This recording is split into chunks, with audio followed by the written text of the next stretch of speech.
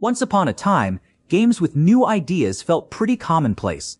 Many of them were bad ideas, or ideas that were poorly implemented, but at least designers were constantly trying out new things. Then, as design principles for shooters, open-world games, and other genres became more refined and more widely embraced, it became rarer and rarer to encounter big-budget games that really felt like they were rolling the dice on bold, untested ideas. Leave it to Hideo Kojima, though, to take just that kind of big swing with Death Stranding, an extraordinary game with ideas that I expect we'll see other developers riffing on for years to come. By that, I don't mean that I think we'll see a slew of cargo-carrying simulators or numerous games in which you fight giant whales made of goo. I mean that I think we'll see games that embrace Death Stranding's asynchronous approach to cooperation, making you feel like part of a larger network of players who are all building infrastructure to help each other. Heck, even leaving a standee to revive other players in Super Mario Bros. Wonder feels like an echo of putting down a well-placed ladder or rope in Death Stranding. I'm excited to see how games of the future follow Death Stranding's lead and explore new ways for us to build a better world together. David Crane's 1984 computer game Ghostbusters is a favorite of mine, but glancing at it today, most people would be hard-pressed to find anything it does that seems particularly extraordinary. In 1984, though, the magic was obvious thanks to its remarkable bank account system. Effectively an early example of the sort of video game password that saves your progress, which would become ubiquitous in the NES era a few years later, it was more than the technology that made it so cool. It was the implementation. The game starts by having you log on to your bank account with your name and account number, which lets you carry over the amount of money you've earned from one game to the next.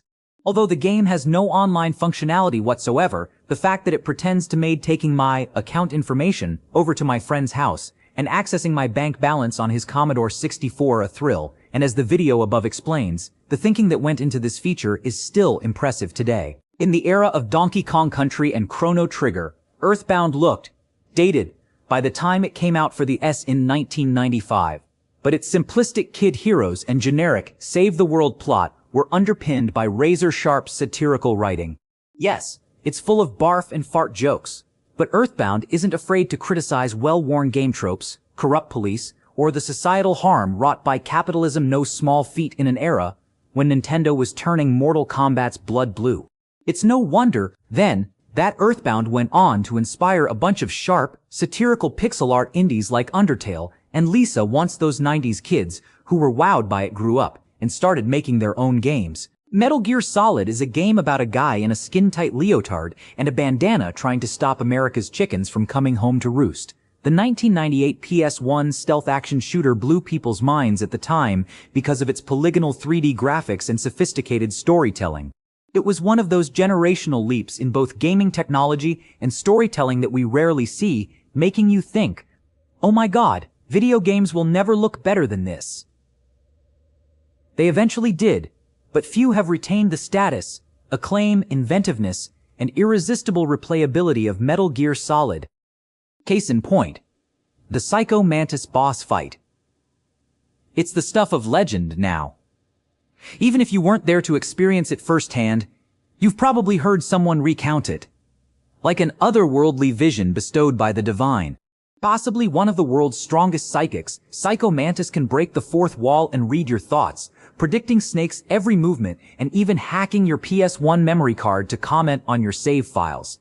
He can make your controller rumble and make the game act as if the TV just shut off. To defeat him, players have to move their controller from the player 1 slot and use the second port on the console. It's genius. Games are often carefully calibrated to make the player feel in control, painstakingly walking them through tutorials and designing entire levels to play by set rules that they can easily wrap their heads around. In such a world, the Psycho Mantis fight still feels like one of the more revolutionary rug pulls. It was the 90s equivalent of ChatGPT, tricking you into thinking it could talk to you. I hope more games take its lessons to heart and learn to risk it all in the future. Since The Elder Scrolls V, Skyrim launched in 2011, it has remained a beacon of gaming excellence, a ruler by which all subsequent RPGs are measured. When playing another game, we may ask, is its world as big as North Tamriel? Is its physics model so good that it prompts wacky experimentation? Can it be shaped and remolded by modders with as much freedom?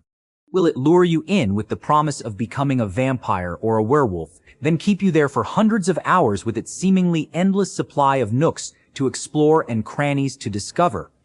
If it can't manage all that, then it's not as good as Skyrim.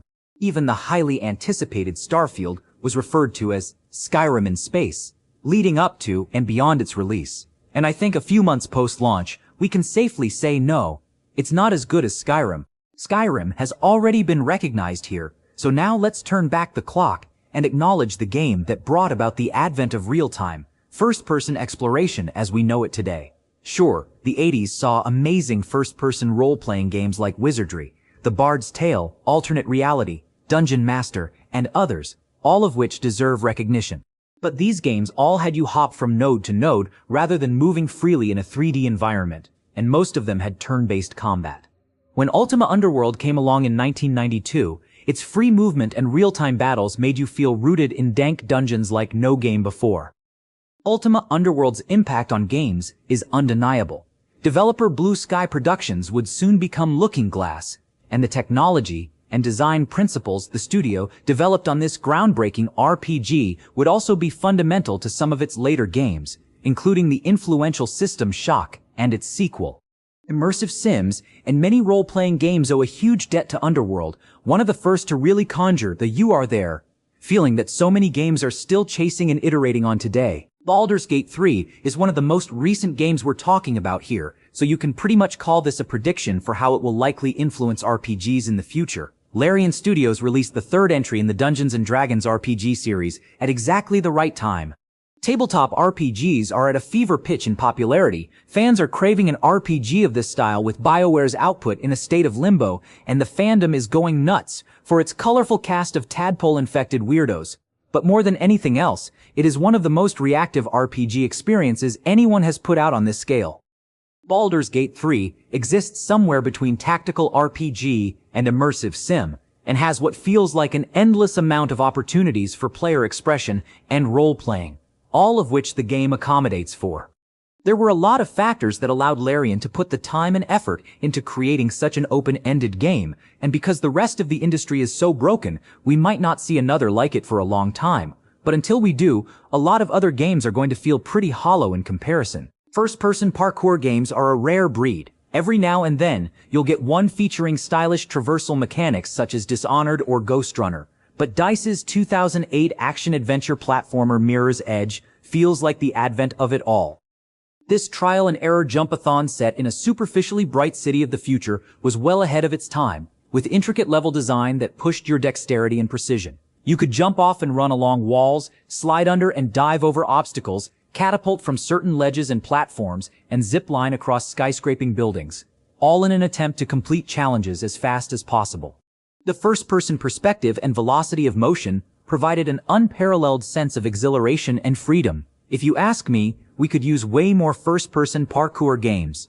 Let's make it happen. Portal is a perfect cocktail of game design, equal parts genre-redefining physics, and an unforgettably dastardly villain, with a few dashes of brilliantly balanced difficulty, all shaken up and poured out into a beautifully etched glass like the ones you get at a hip, expensive NYC bar.